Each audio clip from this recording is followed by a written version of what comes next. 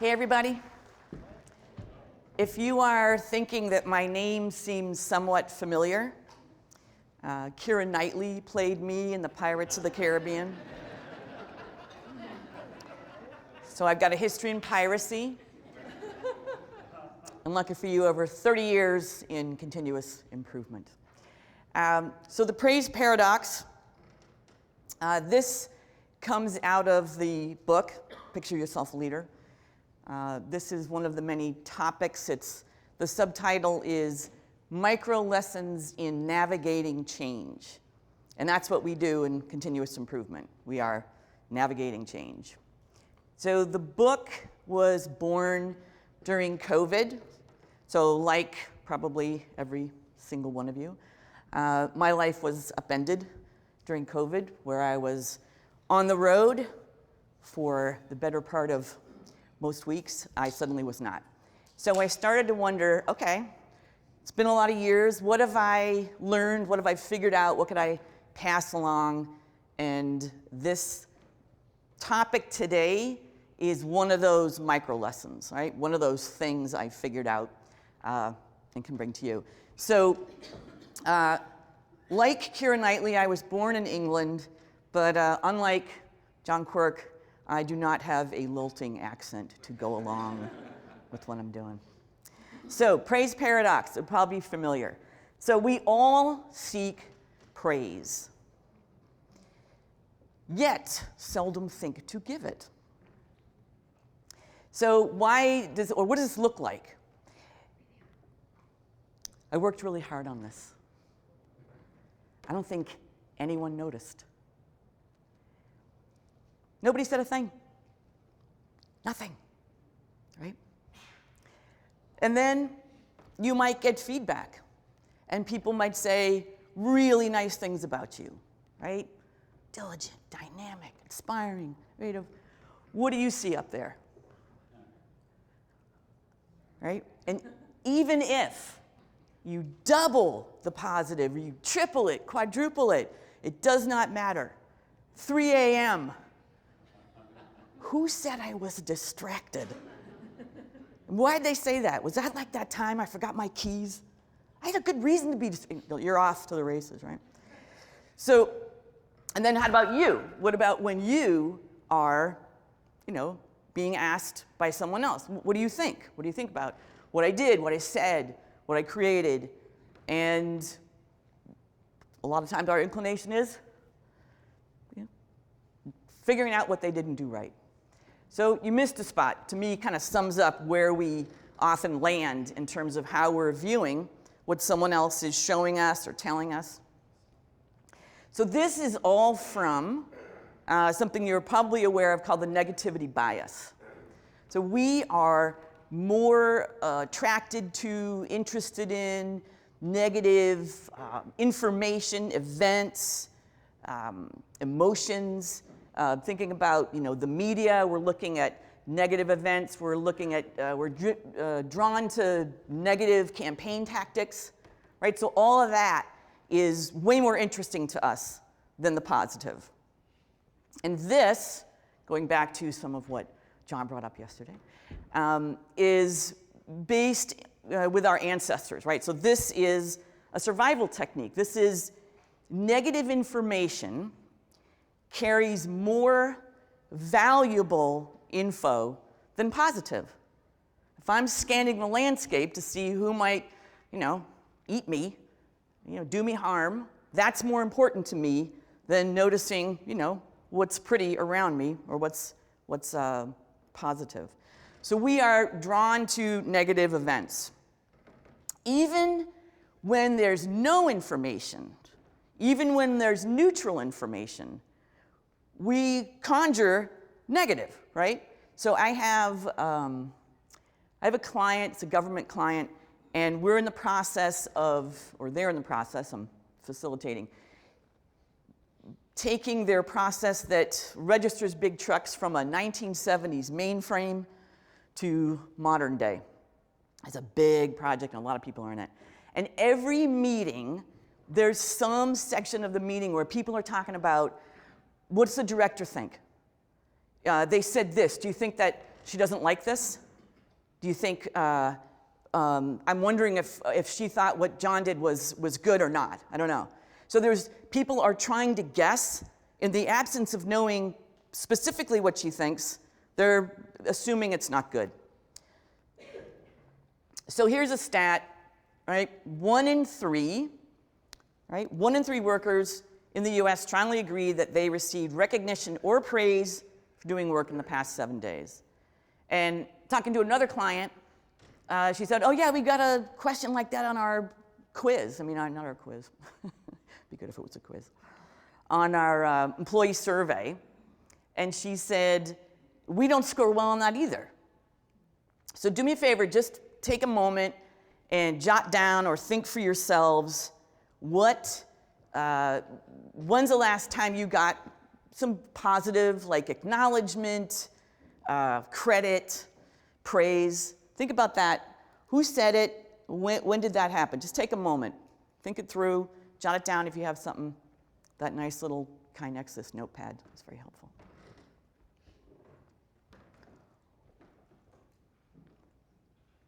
And then, who here was it in the last 7 days? Not bad. I expect this group to be better than, the norm. So that's the stat there, and then this leads to this reality, right? People who don't receive acknowledgement are twice as likely to quit. So now you have people feeling like if nobody knows what I do, they don't care about what I do, why am I doing this, right? Why am I here? If it's not important to other people, it's not important to me. And you're all probably impacted by, the big quit, great resignation, whatever you want to call it. So losing people disrupts operations, it's costly. This is as close as I'm going to get to macroeconomics, by the way. And it hurts morale. So twice as likely to quit. So what is happening? Okay, now I'm just going to... I have never been to a conference where I am the third speaker to put up a picture of the human brain. And I think the reality is that this makes us look smarter, as I recall. Okay. So yesterday, John referred to this as the red brain, right?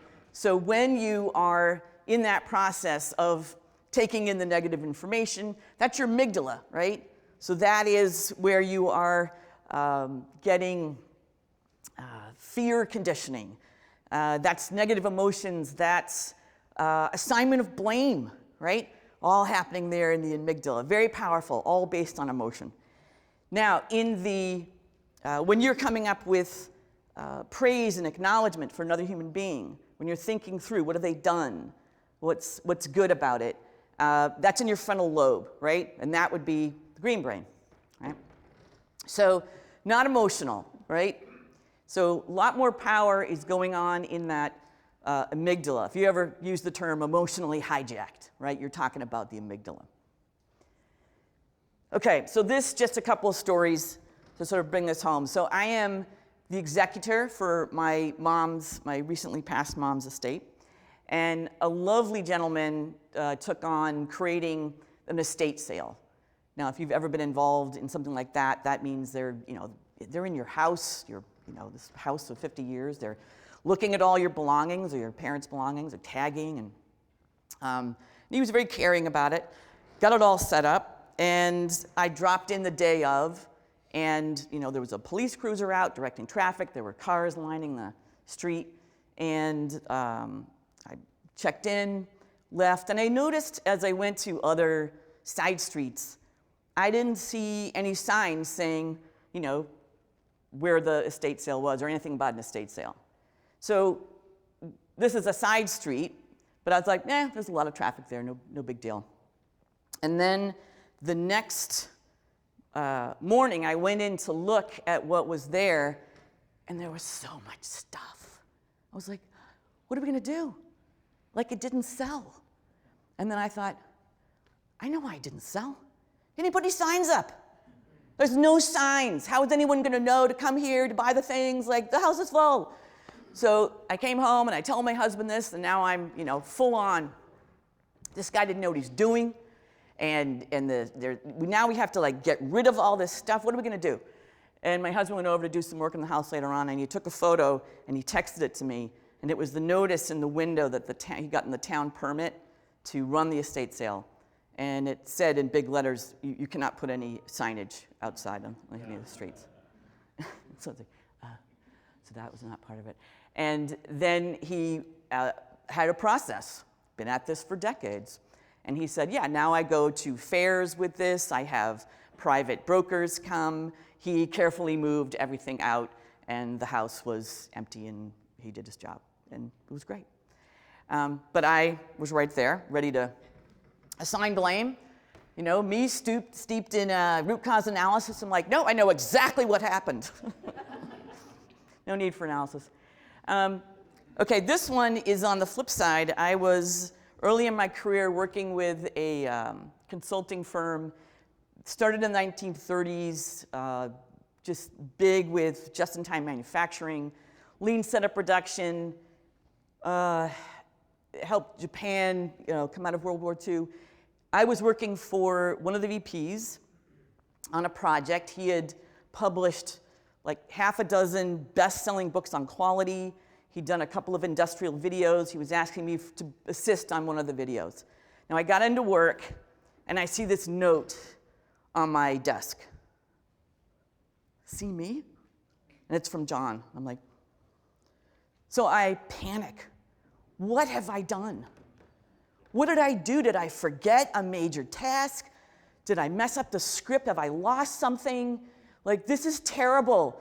He's gonna boot me from the project. I have such respect for this guy. This is horrible. So I, amygdala, all hijacked. I head into his office like, as sheepishly and dejected as possible. What happened? He's like, oh, I just want to discuss the script with you. I had some new ideas. I was like, don't do that. Yeah. Don't ever leave me a Post-it like that. He apologized to me when the book came out. He was like, oh, sorry about that. I didn't realize that happened. I was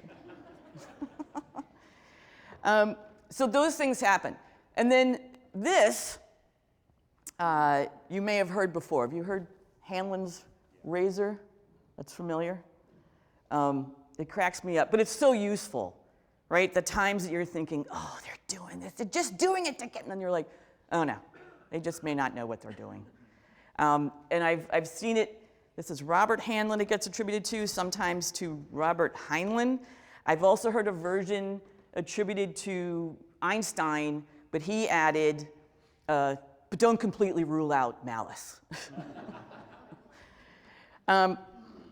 So that's what happens to us. That's what happens the way we're perceiving negative information. Now, what happens when we use that frontal lobe and we tell someone, what they did right? Well, then they get the neurotransmitter dopamine released, right? So now this is causing all kinds of things to happen to the recipient of your good words, right? They are feeling all these sensations, right? Joy, pride, they feel valued, sense of accomplishment, right? All this positive stuff. And they also are paying attention to what you said was good, right? And so if you gave them all that positive sensation, because you said that thing right there was a good thing, right? That product was a good product, then they're going to want to repeat that. So this is going to lead to doing that again, right? Someone's going to want to be able to reproduce whatever it was that made you feel like they were doing a good job. Also within the organization, right? So this is going to have another impact of people being more productive, right? More loyal, leading to more retention. So all of this comes out of doing that positive thing, right, with your green brain. And this is another chapter in the book, but give people credit, it's free. And what's interesting is when you give people credit, it's the same part of the brain that lights up when you give people a bonus. Right? So it is free, but it has that impact. And if you've ever read any of the books on motivation, like Daniel Pink's Drive, you know people are motivated by way more, right, than money. Okay, so why don't we do this? So just the things that I've heard over time of why people are not, of course I told them I'm going to do that, that's why I pay them, right? Or I've heard this a lot, it feels awkward. And then I think that makes total sense because we're way more interested in negative. We're way more drawn to it. We get more information out of it. That's the emotional part of our brain. So yeah, we're not used to it. So if you don't do it very much, it is awkward, right? It doesn't feel natural. And then, yeah, I told them last week, right? I already did it, right? That's done. They know it. And I have a cousin who's incredibly successful. She built a landscape architecture firm, and it was, I think if you've ever been to San Francisco, she won the Union Square project, right? That was her. And I remember sitting with her and her husband also did some work with her, and she said, he was telling her that there's someone on the staff that felt like my cousin just didn't give her enough, acknowledgement and praise. And my cousin said, why should I give her praise? No one ever gave me praise as I was coming up the ranks. And I thought at first, like, whoa, that's kind of hard. And then she said, I had to make it in a completely male-dominated field. I built this firm, and I had to do it without getting positive reinforcement, without getting praise. And I want the people that work for me to be just as tough.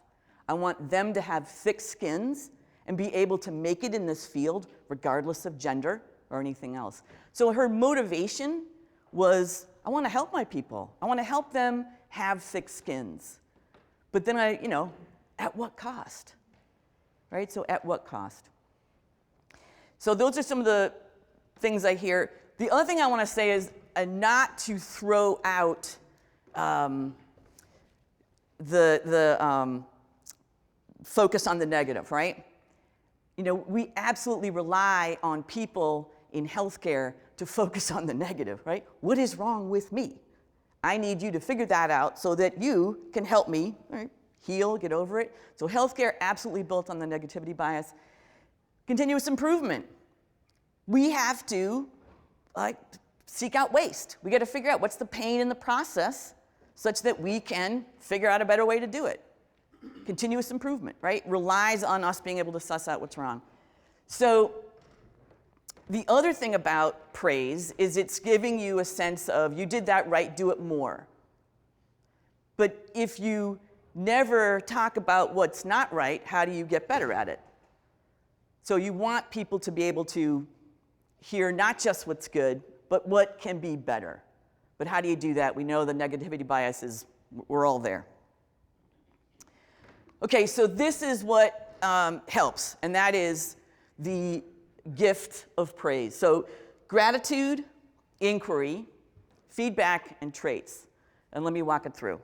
So first off, I want you to think about something that you are grateful for. I usually do 3 things I'm grateful for, but even if you just get one. And it could be something from yesterday, it could be something from this morning, it could be just a general thing you're grateful for, it could be, anyway, think about it right now, go ahead, write it down, or just lock it in your brain, what are you grateful for? And as soon as you have that, I want you to share it with someone next to you.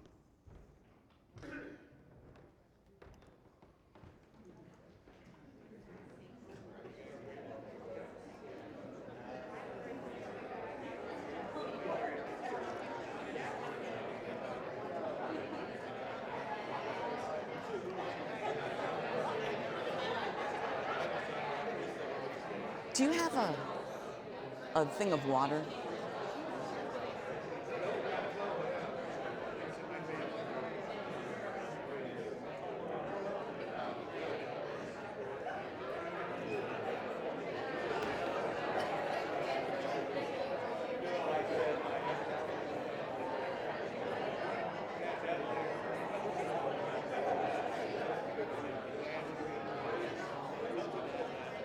Thank you.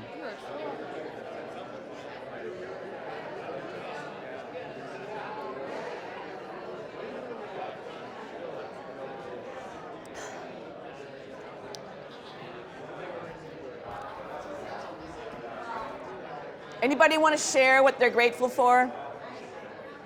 Any shout outs? Gratitude? What was it? My husband. All right. What'd you say about? He bought me a video game. Aw, nice. Anyone else? My daughter graduates high school this week. Woo! Nice. Anyone else?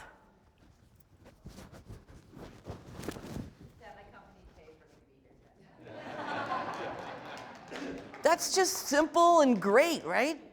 Someone paid for me to be here. This is awesome. Okay, so gratitude is another thing that releases dopamine in the brain, right? So once again, that neurotransmitter is now producing all those same emotions and qualities of sense of well-being. Just like when we told someone else what they were doing great, when we have gratitude for what we've received, right, that happens to us. It also helps to moderate stress hormones, right? The hypothalamus gets engaged and you can moderate stress. So it leads to resiliency, makes you more empathetic. So all these things shift when you feel gratitude. And if you think about the person you're, wanting to talk to or deal with, you might be thinking about what are you grateful for with them, right? Maybe they're doing a job that you really am happy that someone else is doing it, right? I do not want to do that job. So gratitude, starting there. Okay, next up is inquiry. And for that, I use the term, and this is another chapter, assume good intent and seek to understand. Right, so now, assume good intent. So before, we know our amygdala is ready to go. He didn't put up signs. That's why nothing sold, right? So you're going to say, okay, now, I'm going to assume good intent. So where does that, that leaves me with, I don't know what the intent was. I'd have to go find out. So now you're in inquiry mode, and that's part of continuous improvement. We're good at that. We can go question. We can figure this out. So assume good intent and seek to understand. And that, trying to think of what was the one. Assume good intent, seek to understand. All right, so then the other one is feedback, like how you give it. And starting with likes, the LCS stands for likes, concerns, suggestions. And I'll give you a download for this so you can have all this along with the slides. So LCS, likes. So now, frontal lobe, green brain, I have to think about what do I like about what this person has done, said, produced, right? What is that? So now I'm doing that. They're getting a hit of dopamine, right? Kind of makes us all drug dealers in a way. So what do you like? And then for every concern, you have to have a suggestion. So my concern, because I've got a pile of those, I am trained to find the negative. I see it. I don't even have to work to see it. You missed a spot. It's all there. So now I have my concerns, and I can pair them, each one, with a suggestion. All right, so my concern is this, my suggestion. So now I'm in dialogue, I'm collaborating, I'm being helpful, and they're already receptive, right? They're listening. They're already feeling, sense of well-being. You listed a bunch of things that were great. So LCS is a great way to sort of deal with that aspect. Okay.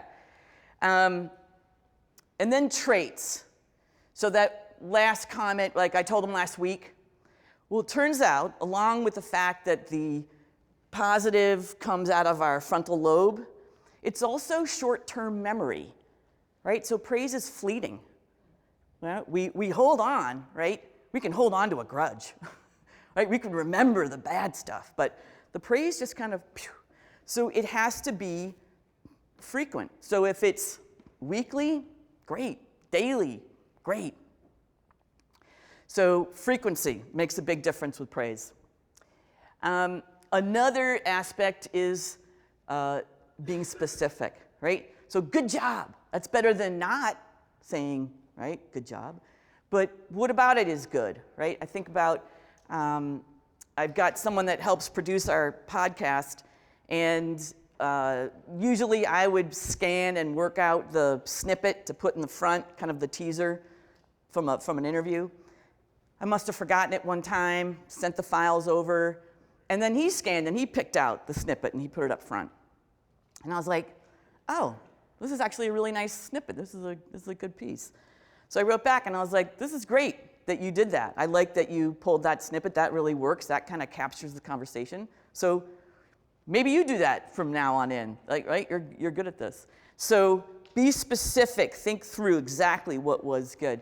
And I know from talking to some folks at my table, right, the comment feature, right, part of KaiNexus, you're looking for specifics, right? You can like, but what specifically? Okay, and then another one is to make it personal.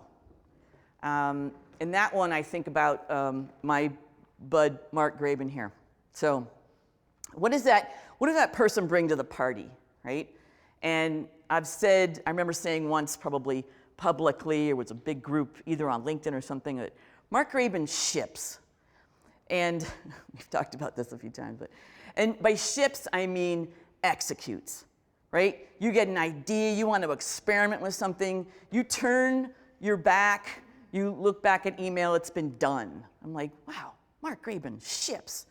And one time I said that, and I got a book in the mail, a mug in the mail, and it said, Elisabeth Swan ships. And I was like, so I didn't do it just to get the mug, but I do appreciate that you gave that mug. That was nice. So what's personal? What does that person bring to the party? And then authentic. So back to that, it feels awkward, you know? I can't say things that, I don't really feel about that person, or, it doesn't feel genuine. Well, don't say that, right? Don't say anything you don't think. So really be genuine. People can hear when you don't really believe in what you're saying, right? That becomes apparent to them. So be genuine, and whatever form that takes, right? It might be, I can say this much, right? Like, you formatted this really well. That's good. I'm just going to leave it at that. So be authentic, whatever that means for you. And then also a huge fan of habit, right? So read Duhigg's Power of Habit when it came out, and the other two that Greg brought up yesterday. And so thinking about cue and routine reward. So if you're going to have a switch in your behavior, right? Knowing you've got this propensity to just see all the stuff that's not working, now I need a habit to do the thing that's not natural to me. It is not natural to us. It was just come up with the positive. So I'll give you an example. Every morning, first thing, I have a whole routine that goes on, but the first thing is just what I did with you guys, which is, what am I grateful for? And I have to do 3 things I'm grateful for. And if I don't do it, the day never feels right? It always feels a little bit off kilter. So I have 3 things I'm grateful for, even if I'm so busy that I'm just going to blow that routine off. I'll still do the 3 things I'm grateful for. I'll still do that, right? Just as fast as I can. Maybe it's like, I slept, yeah. I get to go to KaiNexus. So whatever those are, grab them. And the cue is first thing, right? So I sit down. There's my tablet, first thing I got to do. So sitting at my desk is the cue. Routines, the 3 things. Reward, feels good, right? Gratitude, we know, hits that part of our brain. So habit. You also have organizations with structures that can help you with habit. So you've got, I work a lot with people in healthcare. There's a lot of huddle meetings in the morning. They could be daily huddles, usually huddle boards. Those have acknowledgments right on them. Even if they're weekly, it's built in. They're going to do that automatically and get acknowledgement. You also have things like, you guys have shout out Fridays, right, at KaiNexus? So automatically, you know Friday there's going to be some shout outs, right? And that's built in, that's a structure, everyone's aware of it. Talked about the comments, and I think you had a specific way of dealing with the comments where you said execs have to log on every 2 weeks, right? Once a week, you've got. Is that for, yours was every 2. You're like, no, once a week. And that's good, right? So you're already on it. You're like, okay, no, that has to happen more frequently. So you've got comments. I've also got, you may have done this, things like this. We have like almost science fairs with putting up process improvement projects, right? It's an event. We got pizza, make it, people come visit. Leadership, your colleagues, right, all come to see what was your project, what's your story, what were your hurdles, what were your challenges. People present, right, standing next to their board of display of their work. So getting acknowledgement on an organizational level as a routine, as something that you do. So you can do that. Okay, so you've got gratitude, immediately puts you in a positive mindset, grounds you, makes you more resilient, makes you think about what does that person bring to the party, what am I grateful for in terms of them. Inquiry, assume good intent, seek to understand, right? We're going to fight that immediate inclination of the amygdala to grab us and take us into the red brain and go, okay, wait a second, assume good intent. Now I got to figure out what's actually going on. Feedback, likes, concerns, suggestions. Start with your frontal lobe. Start thinking positively. Let them get that feeling of appreciation, well-being, and then concerns, but every concern, a suggestion. Likes, concerns, suggestion. And then traits. So that one is, first off, do it often, right? Once a week, once a day, right? Whatever it is your frequency is, think about how do I up that? How do I make that even more frequent? So frequent, and next one is specific. Good job is better than nothing, but what about it made it good is even better. So take a moment to do that. What does that person bring to the party? Make it personal. Does that person ship like Mark Graben? And then, and Elisabeth. And me, I also ship, right? And then, what was the last one? Authentic, right? Don't say it if you don't mean it, right? Think about it. I really do believe this is true. I want to say this to this person. Also remember, you are the giver and the receiver, right? So you are, have to get better at taking it in, right? You have that feeling of, remember that? Oh yeah, they said all these nice things, but they think I'm distracted. So what is going to help you take that in? And then being the giver, right? What's going to make you better at giving that praise and acknowledgement to other people? Okay. And just remembering that whatever your title is, you have impact on those around you constantly, right? The title Picture Yourself a Leader was kind of about, remember, people are watching you, you're modeling. Whatever you're doing, that's impacting the way people feel about their job, about you, about themselves. So remembering that you have an impact. And so now I want you to take a moment and talk about this at your table. What are some ideas, right? What are some ideas for change-ups you could make, ways you could make use of what's happening right now in the organization, you personally. So take a moment, share at your table. What do you got?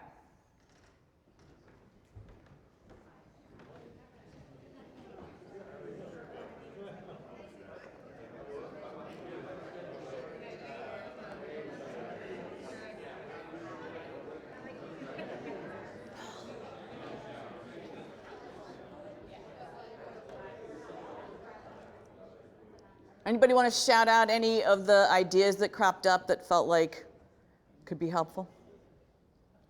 Sure. We talked about, between the two of us, like practicing this together 2 to 3 times a week to make it more just natural for us so we can spread it to other people. That's nice, yeah, the natural part, like getting used to that. I think that's great. And practice, that's nice. That's great. And having it's almost like an accountability partner, sounds like. Do it together. Nice, thank you.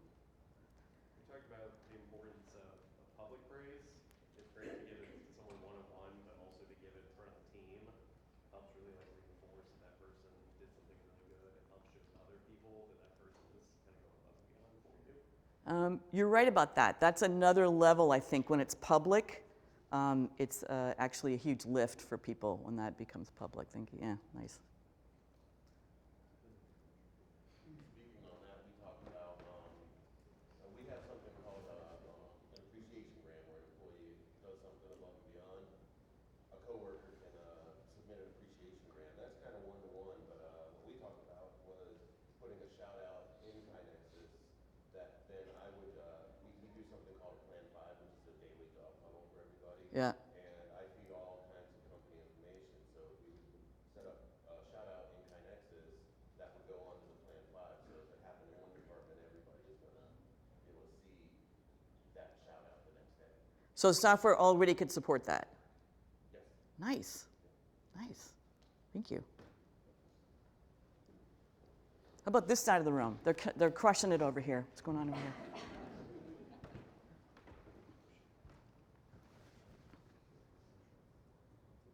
Anything?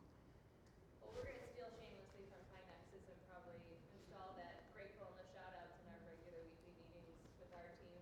You know, we usually focus on the tasks that have to get done and to be able to reframe that and have a structured approach to actually having a praise moment and having it be a regular occurrence versus an ad hoc. So we're going to steal shamelessly over here. Go for it. I love that. And even then, like back to this gentleman's description, made it first feel kind of like, okay, we're doing this. We said we're taking it, so it's not really ours yet. And then it's just like after practice a while, it's like, yeah, we do that. So that's great. Any other ones? I think we said we just have to slow down. I think that was the key word that came. Our world is find opportunities, make them better. Find opportunities, make them better. Slow down. How did you get to where you're at? Take those opportunities because you didn't recognize how you got to where you're at.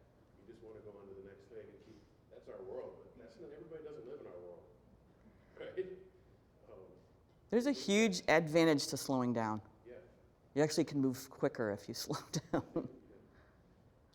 Nice. We talked about the quality of the praise and driving behaviours that you want to see in the business. Focus on praising those positive behaviours rather than firefighting behaviours, for example, which often does attract praise, but perhaps you don't want to encourage that as a Yes. behaviour. Yes, that's a tough one. I worked a lot with the hotel industry, and firefighting, I mean, you save the day. The guest is like thrilled that you recovered from this horrible thing that happened because the processes aren't very good. But that makes a big difference. That's good. Just to build on that, we spoke about that in our own table, but just like in problem solving, you have common cause and special cause variation. We react to special cause, but sometimes we react in our praise to the special cause. The special cause will very call them unicorns, but yet the workhorses don't get any acknowledgement. We're just keeping it stable, keeping it steady. And if we keep recognizing the unicorns, we turn off the process, and it means that we don't understand the process well enough and we don't fix it. So it's the same common cause, special cause variation in the recognition space. That's nice. That's great. Anyone else? These are great. I was thinking about just a personal note. I've got an older sister who, it's like you missed a spot is emblazoned on a t-shirt for her. And I love her. We have a great relationship. But just an example, like, this is last year she showed up. I had just planted 50 dahlias, staked. The bulbs have to be in the, lime? Anyway, I just was like exhausted, and she pulled in. And I'm bracing myself, and she goes, those wooden stakes are gonna break. You probably should have used metal ones. I'm like, so knowing this, and we're all doing projects, home improvement. When she comes over now, I say, as soon as she walks in, there's something going on, I go, say something nice, Annie. Say something nice. Luckily she's got a sense of humor. So she's trying to she's laughing, but she's like, oh, but it's true. But and she wants to point out it's the spot that I missed and it's killing her, but she has to say something nice. So I'm forcing her to do likes, concerns, suggestions. And I also remember likes, concerns, suggestions. I had a nephew that one holiday meal at 12 was like suddenly gonna dive in and help the gals with, I got 4 sisters, help us with the dishes. And I was like, wow. And, but then, you know, there was still some grease and dishes weren't looking so good. And I said, you know, Coop, what I love is that you dove in there and you helped your aunties doing the dishes. Like, that is awesome. And look at my other nephews are, you know, gonna have to step up because you did great. I said, my concern is, dish is a little greasy. My suggestion, hey, use some dish soap. So back to, I think John brought up yesterday, humor, right? Humor, a big stress reducer, level the playing field, and absolutely, you know, that's a big part of it. Okay, so back to the title, Picture Yourself a Leader. So in terms of your ability to access that green brain, suppress the red, this is a link to, or the QR code to the guide that explains more the gift of praise, if you want those specifics. It's also on my website, elisabethswan.com/praise, if you don't want to do the QR code action. I would love to connect. I'm on LinkedIn.